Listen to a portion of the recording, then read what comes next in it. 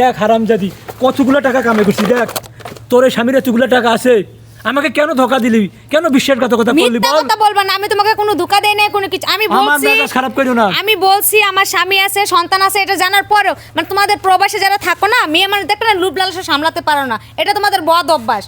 মেয়ে মানুষের জন্য আমি তোমার তুমি চুপ করো, একটা কথা বল। প্রবাসে যারা থাকে ওরা কাজের ফাঁকে কাজ শেষ করার পরে কি করে, মেয়ে মানুষ নিয়ে মানে ওনার সাথে কথা বলার পর আমি যে যতটুকু জানলাম যে মেয়ে মানুষ দেখলে ওনাদের এই যে তাল ভাঙা শুরু হয়ে যায়, মধুর মধুর কথা বলতে মন চায়। কথা না বললে বলে কি, তুমি কথা বলো সমস্যা নাই, আমাদের টাকা আছে, টাকার কোনো শেষ নাই, তুমি যা চাইবা তাই পাবা। এই যে মাস শেষে আমি কম না, মাগ না কেন, ফাও কেন, কথা বলবো, কথা বলছি, টাকা নিচ্ছি, ঝামেলা শেষ। তাহলে আপনাদের প্রেমের শুরুটাই কি ছিল স্বামী সন্তান ছিল না?